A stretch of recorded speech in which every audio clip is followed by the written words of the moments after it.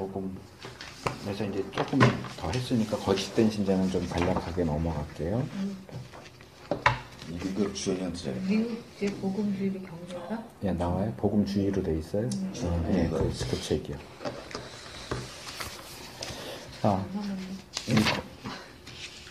마이클 홀튼 책 겁나 많이 있어요. 예, 책 되게 많이 썼어요. 조직신학 교수인데. 자, 거짓된 신자. 이 앞에 이 책을 읽는 분에게 그거 좀 잘 읽어보시고요. 그러니까 아까 이 책 끝에서 뭐라 그랬어요? 이 뒤틀려진 복음은 거짓된 신자를 양산해낸다. 그런 표현 아까 나왔었죠. 복음이 뒤틀린 거짓된 신자들이 많다고. 네, 그렇죠. 네. 그래서 이제 거짓된 신자에 대한 부분은 이제 이 부분은 좀 간략하게 할게요. 이제 서론에서 보면 여기서 얘기하는 게 뭐예요? 육적 교인들. 그러니까 육적인 교인들. 예수를 믿는다고 하는데 육적인 그리스도인. 그러니까 믿는 것 빼고는 불신자하고 다를 바가 전혀 없는 사람들인데도 그들이 스스로를 그리스도인이라고 얘기해요. 대신 그 앞에 붙이죠. 나는 육적인 그리스도인이야. 육적인 그리스도인이야라고 하는 얘기를 그렇게 당당하게 하는 거는 육적 그리스도인도 그리스도인이다. 구원은 받았다. 뭐 하늘나라 가서 상급은 덜 받을지 몰라도 어쨌든 구원은 받았다. 구원 받았다는 게 중요하다. 그럼 과연 그런 육적 그리스도인에 대한 가르침이 성경적인 것이겠느냐? 아니라는 거죠. 구원 받았다라고 이렇게 말하는 게 굉장히 위험하다고 생각해요. 그러니까 이제 여기서 우리가 본 것처럼 교회가 목사가 사람들에게 거짓된 구원의 확신을 심어주면 안 돼요. 근데 이 뒤틀려진 복음을 가르치다 보면 구원의 확신의 부분을 다뤄주지 않을 수가 없어요. 그리고 그것이 결국은 거짓된 구원의 확신을 심어주는 결과가 된다는 거죠. 거짓된 확신을 심어주니까 육적인 그리스도인이 교회에는 들어와 있고 예수님을 영접했다고 생각하는 사람들이 구원은 받았다고 생각하는 거예요. 그리스도인으로서 살지 않으면서. 여기 이제 질문들이 나오죠. 9페이지에. 우리의 성화는 피동적으로 되는 것이냐. 가만히 있어도 저절로 되느냐. 그렇지 않다. 10페이지. 소위 말하는 육적 교인이 영적 교인이 되어야 한다는 것을 호소할 때 제2의 체험. 이게 이제 세컨드 블레싱이라고 하는 거예요. 이 감리교나 지난번에 완전주의 제가 얘기했는데 그쪽에서는 이걸 절대적인 걸로 얘기해요. 그러니까 세컨드 블레싱을 얘기한다는 것 자체가 그리스도인을 두 부류로 나눈다는 거예요. 그러니까 육적인 그리스도인이 영적인 그리스도인으로 넘어가는 이 방법이 바로 세컨드 블레싱이라고 하는 거예요. 왜 세컨드라고 그래요? 불신자가 그리스도인이 되는 것이 퍼스트인 거예요. 그래서 첫 번째 은혜로 불신자가 그리스도인이 되는데 이 그리스도인은 육적인 그리스도인이다. 육적인 그리스도인이 더 성숙한 영적인 그리스도인이 되기 위해서는 두 번째 은혜가 필요하다.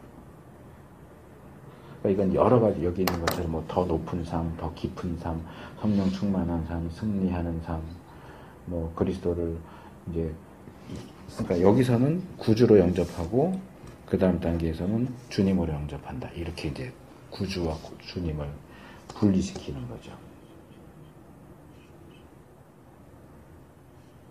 그래서 사실은 이게 전부인데 이것을 이제 이 회심의 의미를 축소시키지 않느냐는 거고. 셋째, 영적 교인은 은혜 가운데 자라가기를 끝마쳤느냐. 그럼 영적 교인이 되면 소위 말하는 그리스도인이 제자가 되면 그럼 제자가 되면 끝이냐?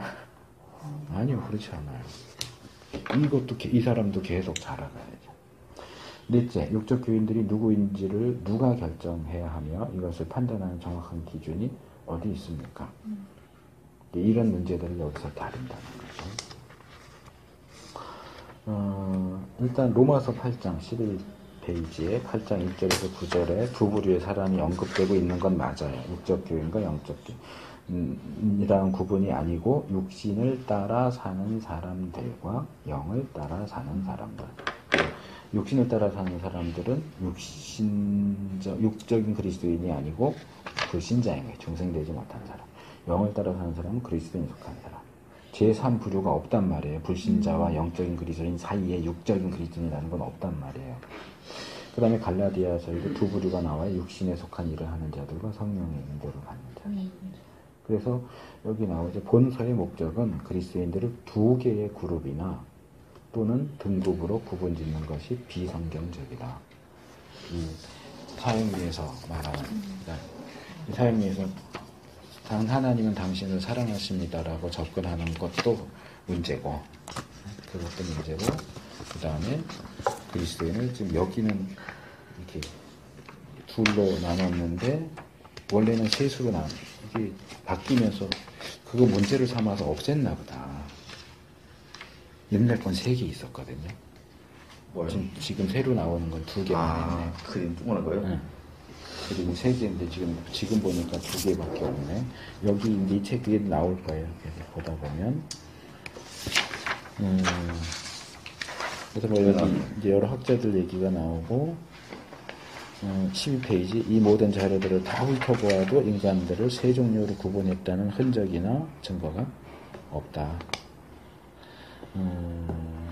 만약 위에서 언급한 문헌들이 육적 교인에 대한 교리를 접했다면 독자들에게 분명히 경고했을 것입니다. 논쟁의 핵심. 많은 분들이 이렇게 얘기한다는 거죠. 여러분이 교인이 된 다음에 또 하나의 선택의 길이 놓여 있습니다. 이쪽에. 은혜 속에서 자라면서 주님을 따르고 영적 교인이 되거나 아니면 그리스도 안에서 어린아이로 있으면서 자연인이라고 하는 건 불신자를 표현하는 교리에서 사용하는 표현이에요. 자연인. 자연 속에서 사는 사람이 아니고 거듭나지 않은 보통 사람, 불신자. 이렇게 많이들 얘기하는데 이 가르침이 널리 퍼지면서 인기를 얻은 이유 중에 하나는 스코필드 주석에 나오는 해설 때문이다. 그러니까 제가 아까 이제 그 강단 초청 같은 경우는 찰스 피니에서 시작됐다고 말씀을 드렸고요. 이런 구분의 시작은 스코필드 관주 주석이라고 하는 세대주의에서 거의 경전처럼 취급하는. 그러니까 그냥 성경인데 말하자면 스터디 바이블인 거예요. 스터디 바이블인데 거기에 설명이 세대주의 입장에서 설명이 되어 있어요. 그게 이제 스코필드 관주 주석 성경인데 거기서 바울은 인간을 세 그룹으로 나눴다. 자연인, 영적 인간, 육적 인간. 이렇게 나누는데 자, 14페이지 보시면 이제 그림 3개짜리가 나오죠. 자연인, 육적 인간, 영적 인간. 이게 아마 이것에 대한 논란과 반박이 자꾸 들어오니까 CCC에서 그림을 바꾼 것 같아요. 바뀌었는지 몰랐어요, 제가. 그래서 이건 이제 보자고 그런 건데, 원래는 이렇게 3개가 나와 있었거든요. 근데, 아니다. 15페이지, 거기. 그러니까 육적 교인이 갖는 삶의 자세는 비신자와 같은 셈입니다. 두 번째 원은 첫 번째 원과 근본적으로 동일한 도표입니다. 육적 교인에게 다른 것이 있다면 예수님을 영접했다는 고백을 한 것뿐입니다.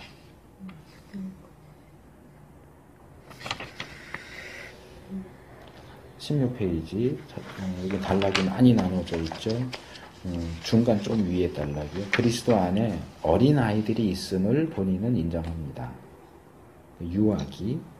또 어떤 의미에서 그 밑에 단락 교인들이 육적이라고 말할 수 있다는 점도 인정합니다. 제일 마지막 단락 교인의 성장 과정은 방해를 받지 않은 채 계속 전진만 하지는 않습니다. 그래서 제가 지난번 이렇게 도표 그릴 때 이게 칭이고 성화는 이렇게 그렸잖아요. 제가 일부러. 이렇게. 아무도 안 보시네? 네, 맞습니다. 네. 이렇게 가지 않아요. 올라갔다 내려갔다가 있어요. 그러나 전반적으로 올라간다는 거죠. 지금 이걸 표현하기 위해서 제가 이렇게 하는 거예요. 성화의 과정에 언덕과 계곡들이 많습니다. 오른쪽 페이지 둘째 단 성경은 참된 신자들의 삶 속에 심각한 탈선과 세속성이 있었다고 실예를 들어 증언합니다. 그러나 또 다른 부류의 육적 그리스도인이라는 부류는 존재하지 않는다. 페이지 넘어가죠. 육적 교인의 9가지 오류. 이거는 뭐 제가 여기서 다 할 필요는 없을 것 같고요. 고린도전서 3장의 오용. 그러니까 너희가 육신에 속한 자다라고 하는 이것을 우리가 잘못 이해하고 있다. 이건 교리를 가르치기 위해서 쓰여진 게 아니고 현실적인 문제를 다루기 위해서 쓰여진 것이고 그 가운데서 고린도 교인들이 불신자나 다름없이 살고 행동하는 모습을 지적하는 것인데 여기서 바울이 19페이지 제일 밑에 달락 보시면은 이것은 사도 바울이 본문에서 육적이라고 불릴 수 있는 하나의 특정 그룹의 교인들이 존재한다는 것을 인정했다는 것과는 매우 다릅니다. 그러니까 본문을 그렇게 이해하는 거예요. 바울은 인간을 세 부류로 나눴다. 근데 본문을 그렇게 보면 안 된다는 거죠. 세 부류로 나눴다고 말할 수 없다. 그래서 이 도표가 이 도표 계속 생각을 하셔야 되는 거예요. A, B, C, D 중에서 A와 C는 없다는 거예요. C하고 B만 있어요. 믿지 않으면 다 죄인이고 믿으면 다 의인이에요.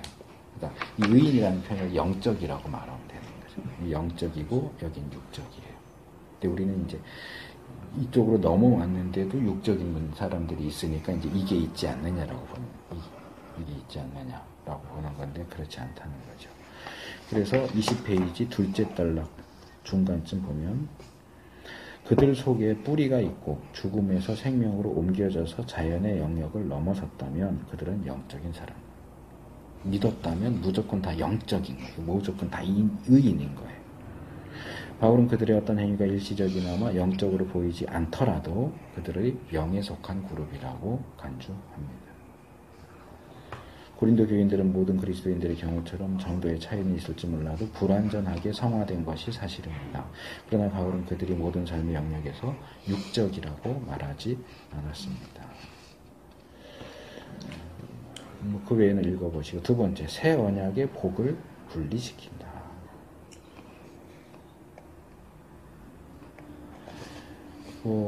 여기서 얘기하는 건 22페이지 제일 밑에서 둘째 단락 새 언약은 죄의 용서와 변화된 마음이라는 두 부분으로 되어 있다는 거죠. 근데 이 뒤틀려진 복음은 죄의 용서만 얘기하고 변화된 마음에 대해서 얘기 안 한다는 거죠. 이 두 개가 분리될 수 있다고 주장한다는 거죠. 죄의 사함과 마음의 변화, 성화는 칭의와 성화는 연결되어 있지 이런 식으로 분리시킬 수 없다는 거예요. 그래서 오른쪽 페이지 보면 죄의 용서란 무엇입니까? 둘째 단락 죄의 용서는 인간이 하나님 앞에서 의롭게 되는데 필수적인 부분입니다. 그럼 새 마음이란 무엇입니까? 그것은 성화가 시작됐다는 의미입니다. 그럼에도 육적 교인의 가르침은 소위 의롭게 됐다는 사람들에게 새 마음과 새 생활이 마치 선택적인 것처럼 말합니다. 이 가르침에 의하면 성화는 죄의 용서가 있은 다음에 후차적으로 이런 표현을 쓰나? 뒤따라서 올 수 있는 것입니다. 그래서 성화가 되지 않으면서도 의롭게 되었다고 믿는 사람들이 많습니다. 성화가 없어도 칭의는 받아. 그렇지 않다는 거죠. 셋째, 구원의 믿음과 가짜 믿음을 구별하지 않음. 그러니까 그냥 믿는다고 하면 다 진짜 믿음이라고 하는데 그렇지 않다는 거죠. 그 예들을 여기 쭉 나오죠. 마서사 시몬도 있고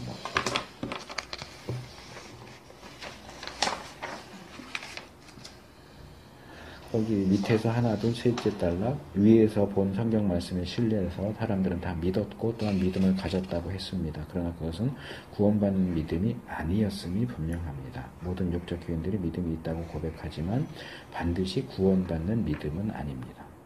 그래서 존 맥아더 목사님이 구원받는 믿음이란 무엇인가 이 제목으로 책을 쓴 거예요. 구원받는 믿음.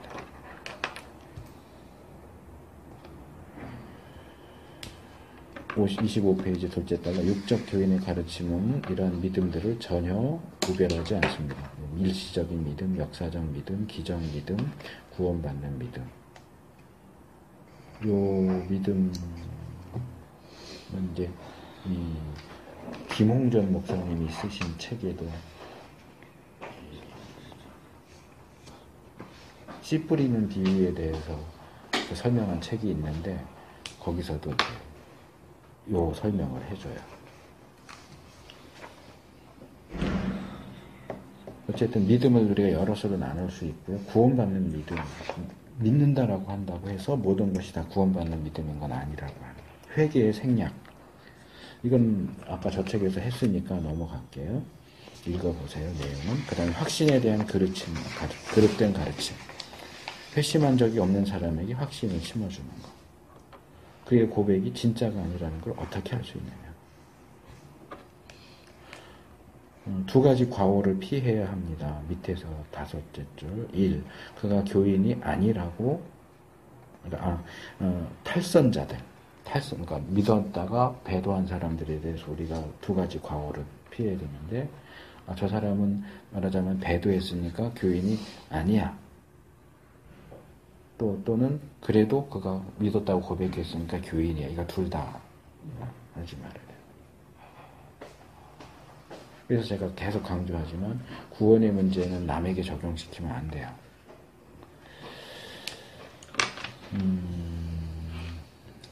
이것도 뭐 좀 얘기했으니까 28페이지 둘째 단. 이러한 본문들은 우리들의 순종이 구원의 확신과 유착되었음을 분명히 적시합니다. 그러니까 이게 이제 로이드 목사님이 얘기한 구원의 확신의 세 가지 중에 두 번째 부분인 거죠. 형제사랑, 순종. 그 다음에 29페이지 6번 낮은 죄관.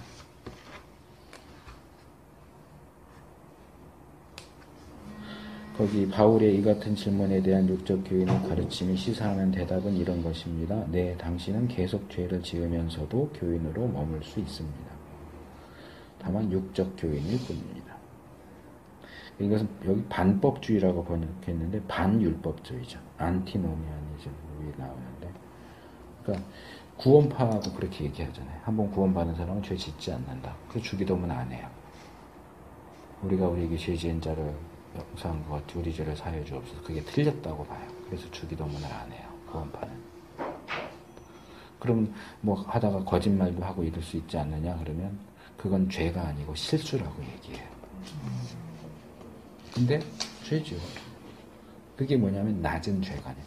죄에 대한 관점이 낮아요. 저급해요. 성경이 말하는 고등한 죄에 대한 관점이 아니라 저등한 관점. 그 다음에 제2의 은혜의 사역을 그러니까 이 세컨드 블레싱이 필요하다. 우리가 더 높은 단계로 넘어가려면 세컨드 블레싱이 필요하다. 8번째, 그릇된 그리스도관. 그러니까 예수님을 주님으로 영접해야 하는데 주님으로 나의 삶의 모든 영역에 대한 주님으로 영접하지 않고 구원 문제에 대한 주님으로만 선별적으로 선택해서 영접할 수 있다라는 식으로 가르친다는 거죠. 여기 이 표현이 나와 있죠. 거의 한 중간쯤에 예수님은 나누어질 수 없습니다. 예수님을 어떻게 토막내갖고 구세주 부분만 예수님을 영접해요? 아니요, 그렇지 않아요. 제일 밑에 보시면 우리가 예수님을 우리의 주님이라고 인정하지 않으면 우리는 우리의 구주로서 그분으로부터 받을 혜택도 기대할 수 없습니다. 예수님을 주님으로 영접하지 않는다면 구주로도 영접하지 않는 거예요. 스펄전이 이런 말을 했다고 그러죠. 오른쪽 페이지. 만일 교인이라고 자처하는 사람이 주님의 뜻을 분명히 안다고 공언하면서 그 뜻을 전혀 따를 의사가 없다면 그의 주제 넘은 말을 그냥 받아주어서는 안 됩니다. 그가 구원받지 못했다는 것을 확신시키는 것이 여러분의 의무입니다. 사람이 우상들에게 붙잡혀 있고 아직도 마음이 죄를 사랑하는데도 불구하고 그들이 그리스도를 단순히 구주로 받아들이기만 하면 그 순간에 구원을 받는다고 말하는 것은 복음을 확장시키는 것도 아니고 하나님을 영화롭게 하는 것도 아닙니다. 내가 만약 그렇게 복음을 전한다면 나는 거짓말장이이며 복음을 왜곡시키고 그리스도를 모독하는 자며 하나님의 은혜를 하나의 세교거리로 만드는 짓입니다.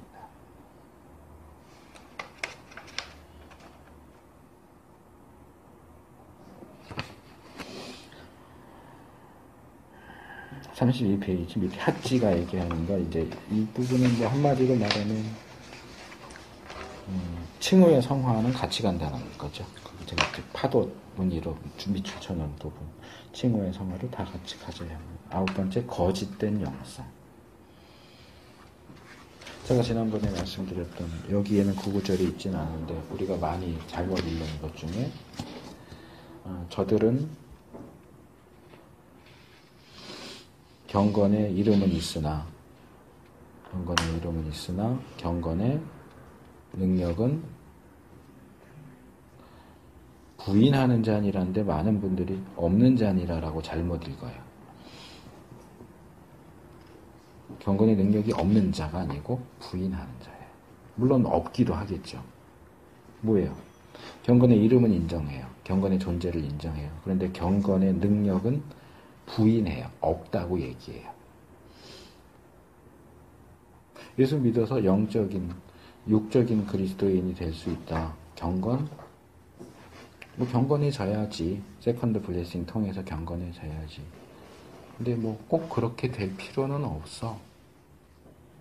경건의 능력을 부인하죠. 그래서 영적인 표준을 낮춰요.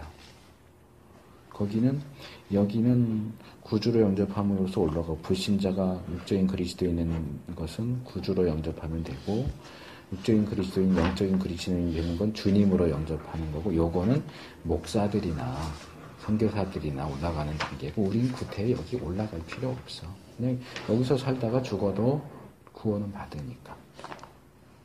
거짓된 영성이죠.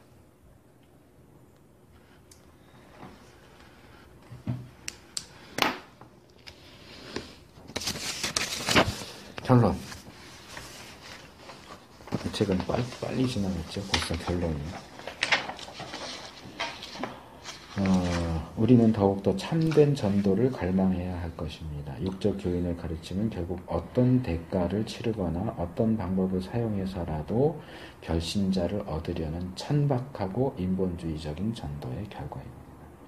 강단 초청도 마찬가지입니다.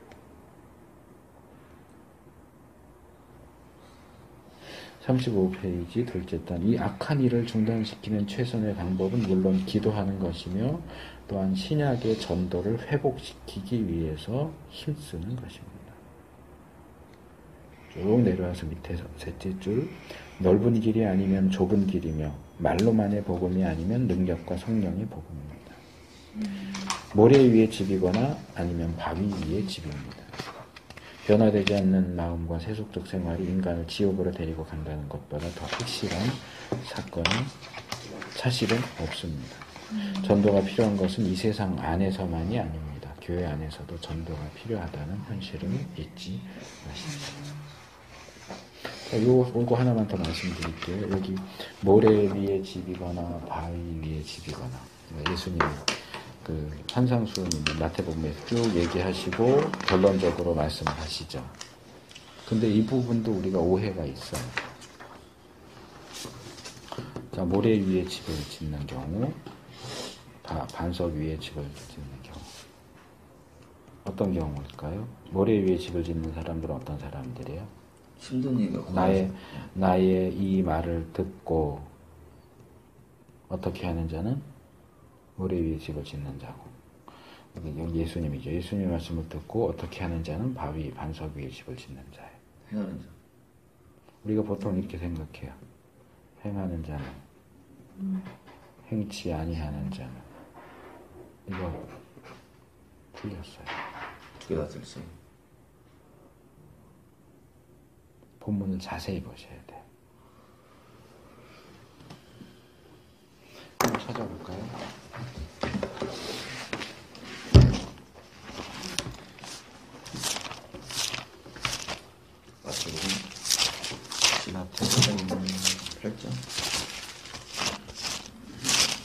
8장 4살 몇 장이야?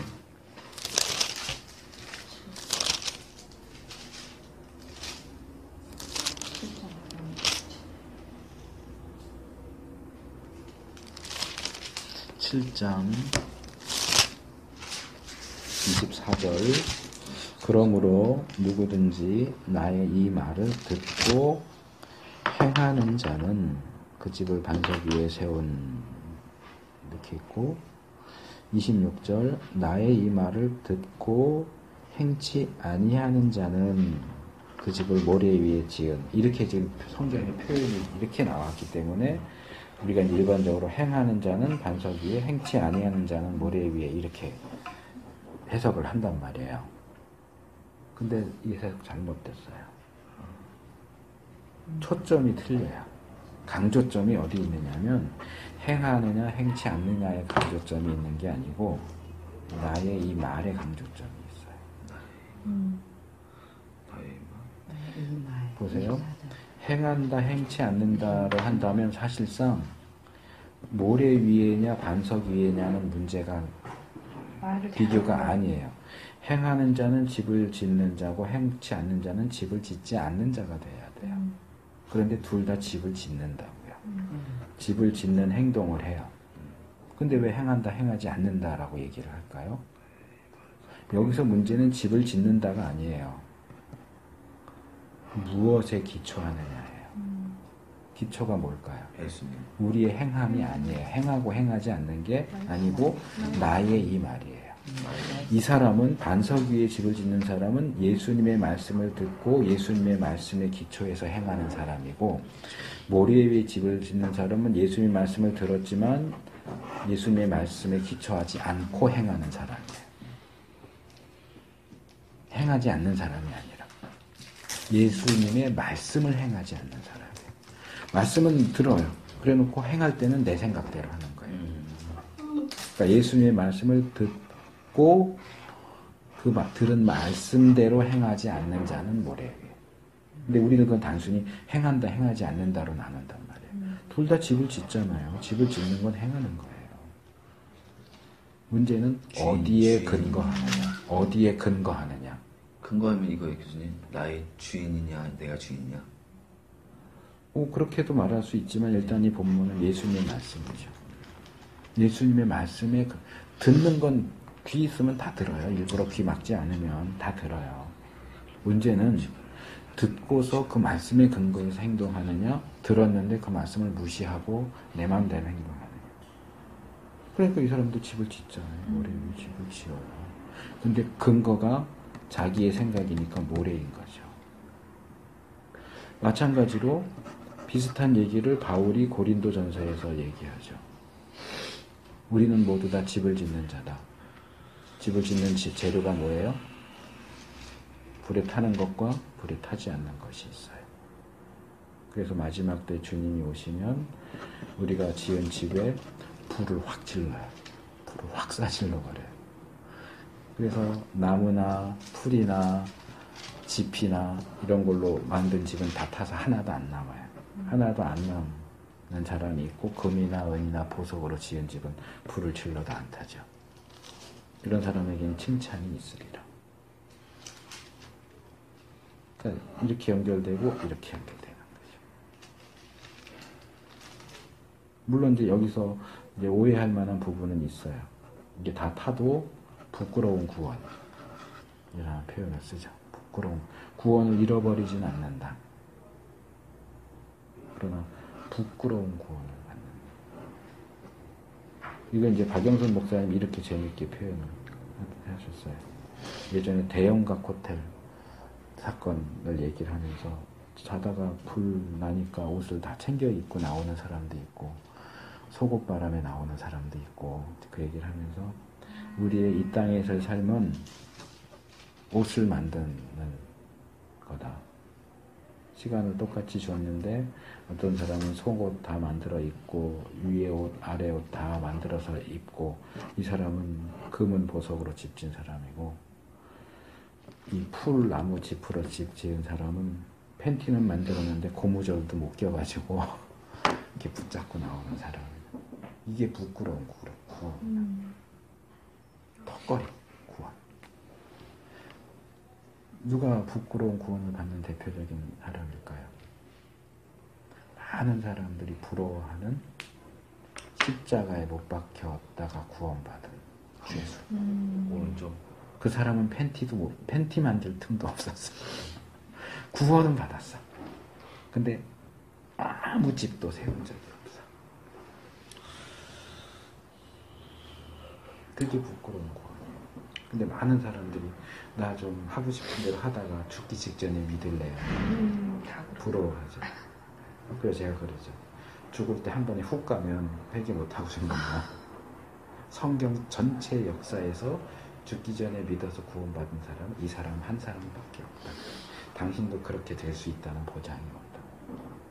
당장 모임 끝나고 내려오다가 계단에 굴러서 부러져 죽을 수도 있다. 예수님 믿겠다고 할 틈 없이.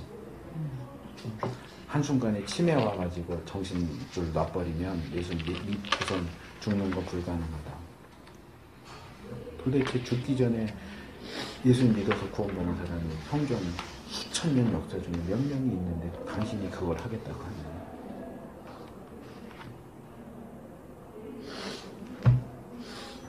자, 요 두 개는 제가 아주 간략하게 설명을 드릴 거예요.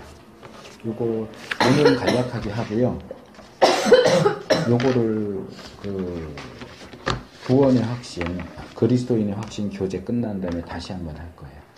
오늘은 간략하게 하고 구원의 확신, 오확신 끝나고 다시 할 건데 이제 우리가 이 오확신 하면은 이제 이 그리스도인 다음에 우리가 다음 시작에 그리스도인 확신 이 교재인데요. 이제 5개의 확신을 다루고 있기 때문에 이제 보통 그냥 오확신 그렇게 불러요. 구원의 확신, 기동대의 확신, 승리의 확신, 사죄의 확신, 인도의 확신 이렇게 나오고요. 이제 이거 외워야 될 게 5개 있잖아요. 그쵸? 암송 구절이 5개고 요거 다음에 그리스도인의 생활 지침은 이제 그 생활 지침인데 8개로 되어 있기 때문에 8지침을 불러요. 8개 외워야 되고 오확신 8지침 끝나면 사실은 이제 암송 시스템으로는 69절 외우게 돼 있어요. 근데 내비게이터 선교에서 나오는 69절 암송 카드가 있어요. 근데 그게 끝나면 189절짜리가 또 있어요.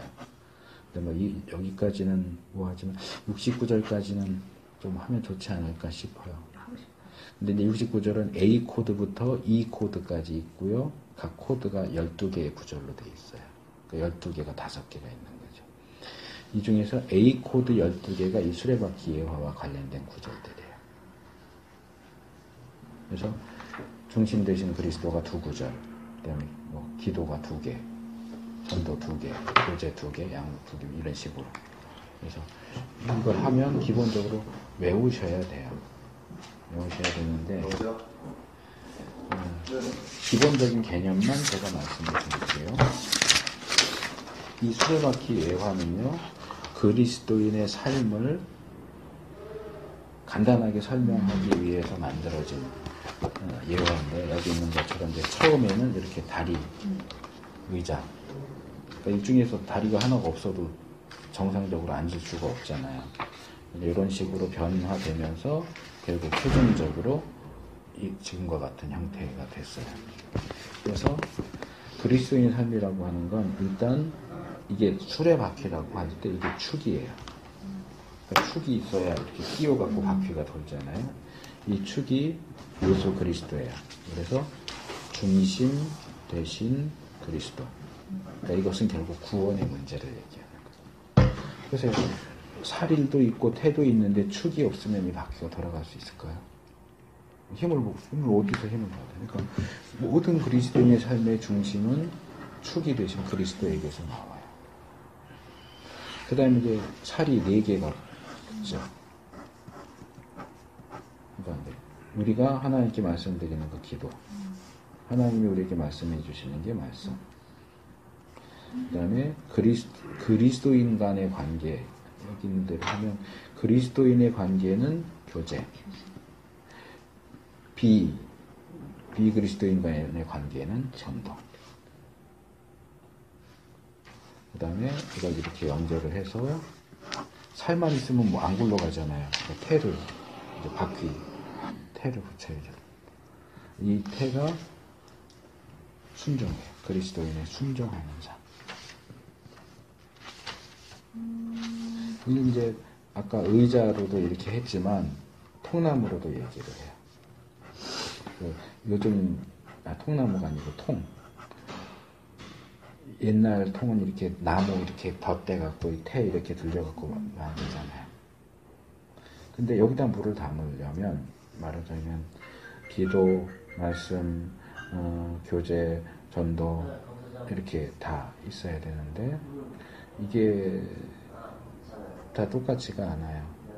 저 같은 경우는 말씀이 한 이만큼 올라와 있겠죠. 기도는 말씀에 못 미칠 거고요. 저 같은 경우는 이제 부진자들 만나는 경우들이 별로 없으니까 전도는 이 절반 정도 되겠죠. 이게 없어요. 그럼 여기다 물을 부으면 이만큼 물이 찰까요? 아니요. 상한선이 어디냐면 내가 제일 못하는 게 상한선. 여기까지 내가 이게 이만큼 올라가도 물 이만큼 채울 수가 없어요.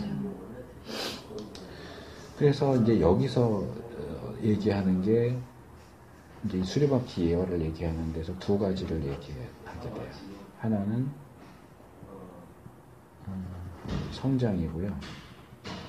하나는 균형이에요.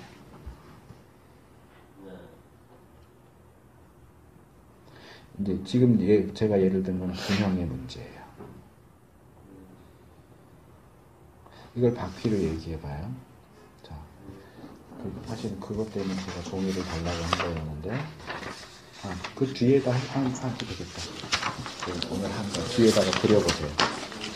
자, 축을 그리세요. 축 그리셨죠?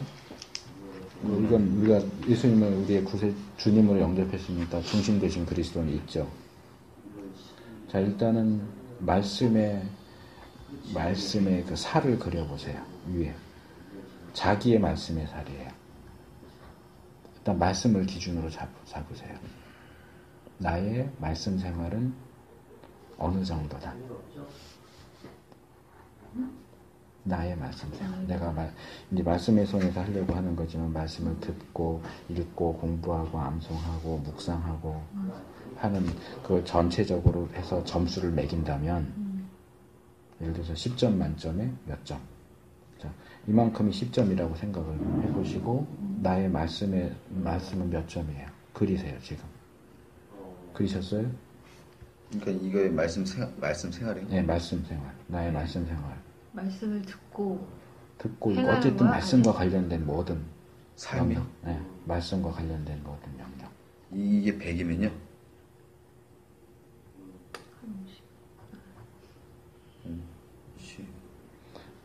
여기서 100을 잡을 건 없고요. 자, 일단 말씀 그리셨죠? 말씀. 그 다음에 이 말씀을 기준으로 삼아서 기도의 살을 그려보세요. 내가 말씀보다 기도에 더 많이 하면 기도살이 더 길어지겠죠. 그렇죠? 말씀보다 기도를 적게 하면 기도살이 짧아질 거고요. 그러니까 말씀을 기준으로 삼아서 기도의 살을 그려보세요. 어느 정도나 될지, 반 되는지, 3분의 1 되는지, 아니면 거의 없는지, 아니면 말씀보다 기도에 더 많이 하는지 그려보세요. 그 다음에 교제예요. 일단 말씀을 기준으로 해서 그리는 거예요. 교제를 내가 말씀만큼 하는가? 다른 그리스도인 성도와의 교제. 옆으로 교제? 옆으로요? 네, 오른쪽 옆으로. 그 다음 마지막 전도.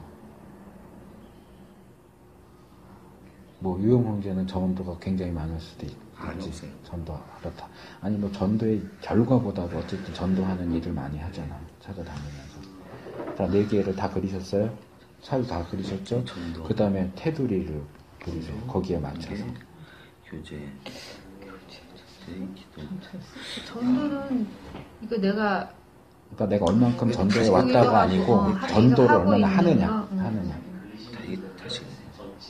교제는 만나는 거죠. 그렇죠. 그리스도인 뭐 나중에 더 설명이 필요하긴 한데 일단 교제는 그리스도인들 사이에서 이루어지는 만남이고 전도는 불신자를 대상으로 하는 거고. 그러니까 나중에 더 구체적인 부분을 다루겠지만 그냥 일반적인 개념으로 생각을 해서 그리시면 돼요. 찌그러졌다.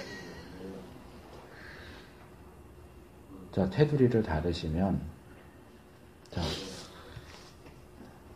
균형이라는 측면을 말씀을 드릴게요. 축이 있고 태가 있는데 이 태의 모양은 살의 형태하고 연결이 됩니다. 이런 모양도 나올 수 있고 이런 모양이 나올 수도 있고 그렇죠? 근데 교수님 저는 다 작으면 어떻게 돼요? 조금씩 다 작으면. 그건 내가 다시 얘기할게. 일단 바퀴의 모양이 균형을 잡혀서 동그랗게 되지 않는 한은 제대로 굴러갈 수가 없어요. 그리스도인으로서의 정상적인 삶을 살 수가 없어요. 제가 제 예를 들었지만 이런 편차가 있을 수는 있지만 최대한 이것을 그러니까 말하자면 장기, 주특기가 있을 수 있어요. 그러나 전반적으로 비슷한 수준을 유지하도록 노력해야 된다. 그렇지. 네. 크가 작도 네. 굴러가는 그래야 거가 굴러갈 수 균형이 있으니까. 그게 균형이 얘기하는 거예요. 수레바퀴 예와 이 하나하나를 여기서 다 설명을 해주지만 이제 이 구체적인 내용을 다 배운 다음에 얘기할 게 첫 번째가 균형이에요. 내 수레바퀴는 균형을 잡고 있는가. 그러면 내가 어느 쪽에 더 힘을 써야 되는지가 나오잖아요. 그래서 균형을 얼추 맞춰줘야 돼요. 그 다음에 두 번째가 성장이에요. 뭐 일형문제가 지금 질문한 것처럼 제 건 균형은 맞는데 조그만데요. 균형이 맞다보다는 이게 어떻게 맞는 건가 보지만 지금 상에서는 제가 전도 조금하고 교제도 이렇게 많이 하는 편이 좀. 자 보세요. 우리가 인생길을 굴러가는데 예. 바퀴가 조그매요. 예. 떼굴떼굴 굴러가다가 어려운 일을 당하면 퐁당 떨어져요. 예. 얘 나올 수 있을까요? 못 없을까요? 나오죠. 못 나와요. 근데 얘가 이만큼 크면 나가죠.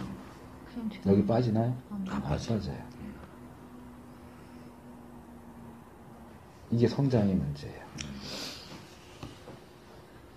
균형만 맞췄다고 좋아할 게 아니고 바퀴가 작으면 작은 일에도 시험에 들고 어렵고 괴롭고 왜 안 나오고. 근데 이게 이제 교육자 생활을 오래 하다 보면 이런 거예요. 불신자가 신자가 되는 과정에서 어려움이 있어요. 불신자가 처음 신자가 되면 신자로서의 삶을 살아가는데 어려움이 있어요. 예를 들어서 주일날 교회 가야 되는데 평소에 오지도 않던 친척이 찾아오고 친구가 찾아오고 집안 행사가 잡혀요. 그래서 이것 쫓아다니느라고 주의를 못 지키면 신앙하고 멀어지게 돼요. 그러니까 이거예요. 사탄이 이제 이건 제가 지난번에 따로 말씀을 드렸던 건데 C.S. 루이스가 쓴 사탄의 편지란 사탄의 편지, 뭐 스크류테이프의 편지 이것도 여러 군데서 번역이 나와서 이제 활동에서 은퇴한 삼촌 사탄이 지옥에 있는 삼촌 사탄이 세상에서 활동을 하고 있는 조카 사탄한테 편지를 쓰는 그런 식으로 이야기처럼 되어 있는 거예요. 여기서 이제 얘기하는 것 중에 하나가 뭐냐면 사탄이 사람을 대할 때는 불신자에게 역사할 때는 고린도서에 있는 것처럼 마음을 혼미하게 해서 복음을 못 듣게 해요. 한마디로 말하면 불신자가 신자가 되는 걸 막아요. 최대한 막아요. 그런데 방어를 잘 못해갖고 불신자가 신자가 됐다. 그러면 사탄이 신자가 된 이 사람을 포기할까요? 근데 이미 신자가 되는 걸 막는 건 끝났잖아요. 그럼 어떡할까요? 그 다음 사탄 1단계에서는 불신자가 신자가 되지 못하게 하는 일을 했다면, 그런데도 불구하고 신자가 됐다면 얘는 2단계로 무슨 작업을 할까요? 교제하지 못하고 최대한 가장 저급한 신자로서 살도록 가장 신자로요? 역사해요. 성장하지 못하도록 해. 그러니까 예수 믿는 건 못 막았어. 그러면 그 다음 하는 건 교회 가는 걸 막는 거예요. 그러니까 교회 가야 하는 날 자꾸 일을 만드는 거예요. 근데 여기에 넘어가면 사탄이 원하는 대로 저급한 신자, 예수는 믿었는데 교회도 안 나가는 그런 신자로서 살겠죠. 근데 이게 어려운 일이 있고 막 해도 이걸 이겨내고 교회 나오고 이제 주일 되면 교회 나가는 게 당연하다 하면 이 시험은 더 이상 오지 않아요. 주일을 안 지키는 시험은 안 와요. 왜? 커졌으니까 조금 했을 때는 이 주일 지키는 주일 성수 문제가 웅덩이가 있으면 여기 빠져갖고 못 나와요. 계속 헤매요. 못 나와요. 그런데 이걸 버티고 수레바퀴가 커지면 이제는 더 이상 주일 성수 문제는 걸리지 않아요.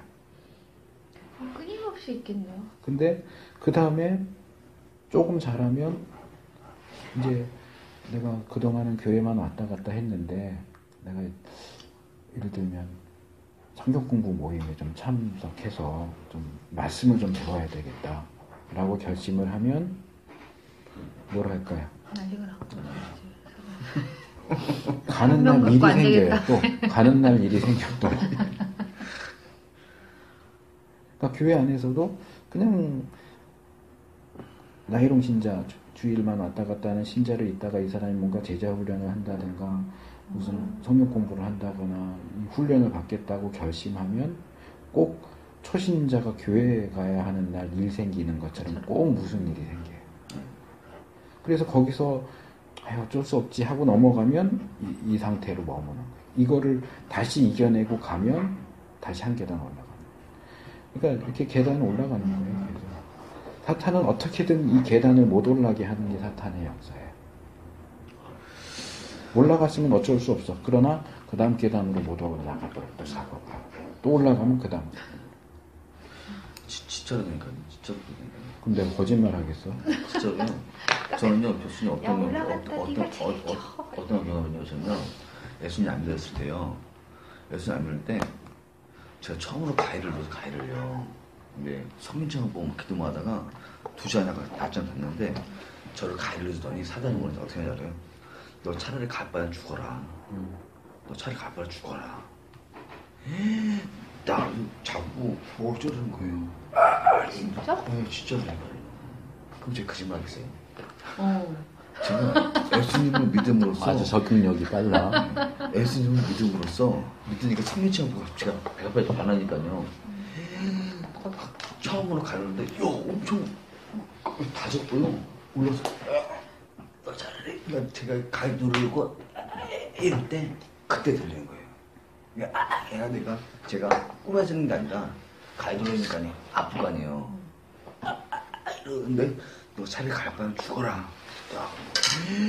놀래가지고 일어나 예수님 말하게 됐었죠. 자, 그래서 균형과 성장을 잊지 마세요. 지금 시간이 많이 가서 내용 자세하게는 못하고 좀 더 자세한 내용은 우리가 그리스도인 확신 끝난 다음에 다시 하도록 할 테니까 그래서 좀 여러 번 읽어보시고 말씀의 손 예화는 오늘은 못하겠네요. 이거 꼭 주연을 드려야겠네. 이것도 이제 우리가 말씀을 우리의 것으로 만들기 위한 어떤 방법들을 다루고 있어요. 그러니까 그리스도인의 삶을 설명하는 데 있어서 적어도 이 두 개는 기본적으로 가지고 계시면 도움이 많이 될 수 있는 부분입니다. 그래서 내가 잘하는 게 있고 못하는 게 있어요. 그러니까 내가 못하는 게 뭔지 이제 보통 이제 세상은 뭐 처음에는 못하는 걸 잘하게 하는데 초점을 맞추고 요즘에는 너무 못하는 것 같아요. 요즘에는 못하는 것보다는 잘하는 것에 자꾸 이제 그렇게 하기는 하지만 그럼에도 불구하고 아까 제가 말씀드린 것처럼 교육에 있어서 이해도 중요하지만 기본적인 암기가 불필요한 게 아니거든요. 그러니까 기본적으로 이것이 전반적으로 그리스도인 삶이 이 네 개만 잘하면 되느냐? 그렇진 않죠. 다른 것들도 있지만 가장 기본적이고 대표적인 것을 이제 이렇게 잡은 거예요. 그러니까 적어도 이 기본적인 네 가지 요소는 얼추 균형이 잡히도록, 그러니까 뒤로 많이 해야 되는데 말씀이 적으면 이 시간을 조금 이쪽으로 하고, 이게 많은데 이게 적으면 이 시간을 조금 이쪽으로 하고. 왜? 우리에게 주어진 시간은 제한되어 있단 말이에요. 제한되어 있으니까 뭔가 다른 데서 시간이 더 들어오지 않잖아요. 24시간 안에서 써야 되니까. 그러니까 제가 지난번에 그러면 밥을 먹지 말든지 잠을 덜 자든지 얘기하는 거는, 왜냐면 제한된 24시간으로 써야 되니까. 그러니까 그 시간 조절을 잘 하셔야 되고, 이제 그건 이제 OATS 해가지고 있어요. 또 오브젝티브, 액티브, 타임 스케줄 해가지고. 근데 이렇게 시간표 해가지고 만드는 게 있어요. 근데 뭐 그건 좀 너무. 그 다이어리가 지금 되게 대박이던데. 타임 스케줄이요? 아니 그 무슨 다이어리지? 시간 다 나와 있는 다이어리가 있어요. 아, 그냥 그 일반 저기에서 유명한 거 이름 저도 들어본 것 같은데. 그 뭐지? 시간 어쨌든 다이어리라고. 이쪽 이제 신앙생활과 관련해서도 이제 OATS라고 하는 게 있긴 있어요. 나중에 제가 한번 소개시켜 드리기는 할게요. 근데 어쨌든 균형 잡혀야 된다. 윈키아 플랜이라는. 그게 항상 시간 타임 5시부터 10시까지 24시간이 다르는데. 저도 근데 그건 아닌데 그거랑 비슷해요. 이 OATS가. 근데 저도 이것도 이제 해보고 그러긴 했는데, 그러니까 일주일이나 2주일 정도 내 생활을 다 기록을 해요. 몇 시부터 뭐 하고. 그리고 이걸 다시 이제 여기에 맞춰가지고 짜는 그러면 거예요. 진짜 불필요한 시간들이 보인대요. 내가 이게 진짜 안 해도 될 일들에 너무 열심히 하고 있더라는 거야. 그것도 나중에, 그거는 이제 아마 생활 지침 하면서 제가 소개를 드리게 될 거고요. 그래서 다음 주에는 이 그리스도인의 확신 1과 들어갑니다. 여기는 우리가 그동안 안 해왔던 암송이라고 하는 숙제가 덧붙여지고요. 이제 지금 이거 어떻게 할까 생각 중인데, 문제가 좀 문항수가 많고요.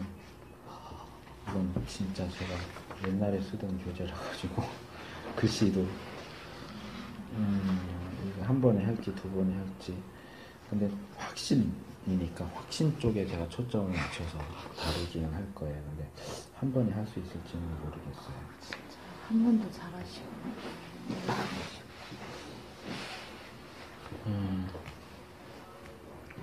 숙제 잘 하시고 책 좀 읽으세요, 목사님.